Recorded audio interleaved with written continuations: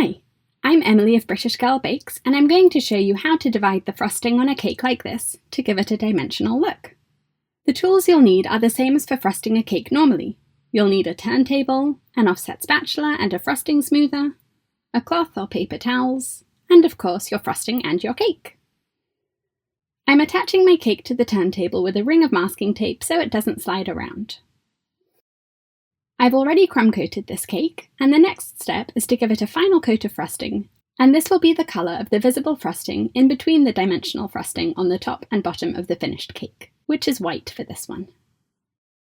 This final coat needs to completely cover up the cake, so you can't see the cake or filling through the frosting, at least on the areas where this colour will be visible at the end. For my cake, the top of the cake and the top and bottom of the sides of the cake are going to be covered with another colour of frosting. And since I don't want the frosting to be very thick, I'm going to leave these parts of the cake with a thinner coat of frosting. You'll need to chill this coat of frosting in the fridge for at least 30 minutes before you continue. While my cake is chilling so that the frosting sets, I've coloured the buttercream I'm going to use for the rest of the cake, and I've used Sky Blue Gel Colour by Americolour for this one, and Royal Blue for this one. Now that the frosting on my cake is nice and firm, I can frost over it without blending the colours together. I'm spreading this turquoise buttercream onto the top of the cake and smoothing it out, and then moving down to the sides. For my tutorial on how to cover a cake with perfectly smooth buttercream, click the link in the screen or in the description below. I'm spreading the frosting all the way up above the top edge of the cake so I won't have air pockets there later on. And I'm intentionally spreading down to different levels all around the cake, so I'll eventually have a nice uneven, jagged edge to this frosting. I'm trying to apply the frosting the same thickness all over.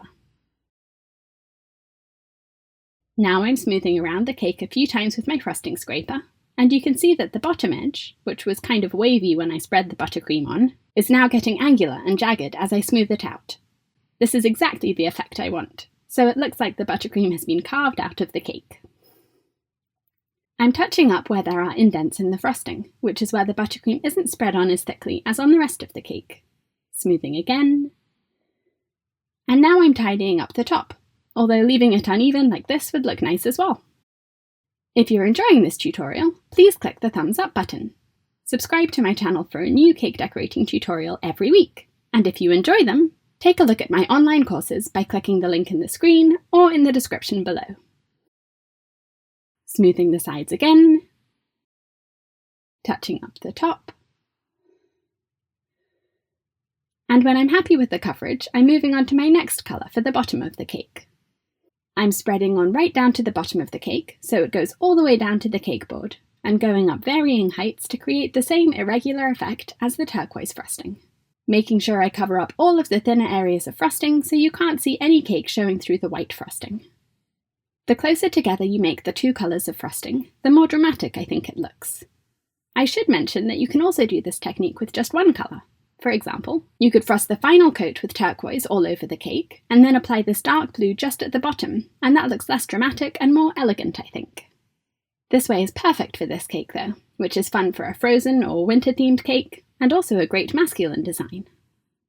I'm smoothing the dark blue frosting, going around several times until the frosting is about the same thickness as the turquoise frosting. And you can see I'm angling my frosting scraper so that the base is slightly closer to the cake than at the top. Only slightly angled though, and this means I'm not touching the turquoise frosting, which is already nice and smooth.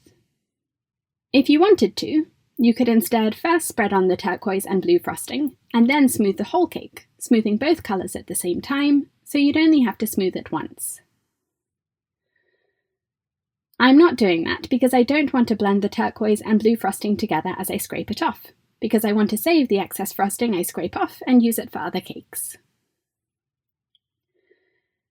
I can see some smudges of the dark blue frosting on the white middle area of the cake, so I'm using a damp paintbrush to wipe the smudges off, and this works because the white frosting has been chilled, so it's firm, and I won't be indenting it or damaging it with my paintbrush.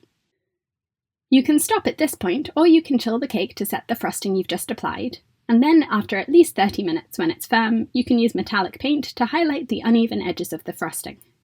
I'm using silver luster dust mixed with a drop of vodka, which creates a nice thick paint, and I've just mixed it together in the lid of the jar of the luster dust.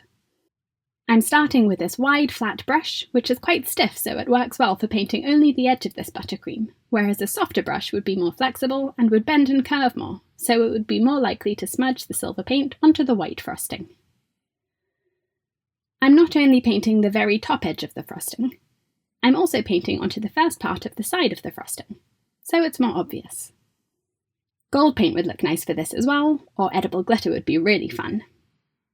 Where I get silver paint onto the white frosting, I'm using a damp paintbrush to brush it off.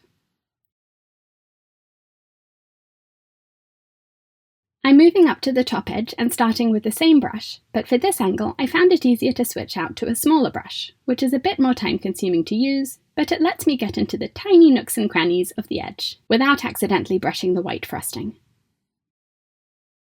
When I finish the top edge, I'm going back to the bottom edge with a smaller brush to get into any little areas I missed with the bigger brush. Back up to the top to thicken the silver lining in a few places so that it matches the bottom edge a bit better, and the frosting is finished. I topped this cake off with some homemade sprinkle lollipops to give it a bit more height and more of a wintry feel, and if you're interested in a tutorial on those, please tell me in the comments below. I love how this cake turned out, but also that this technique is so versatile. You can play around with the colours and either leave the edges plain or paint them with gold, silver, pearl, glitter. There are so many possibilities. Thanks for watching! Subscribe to my channel for a new cake decorating tutorial every week.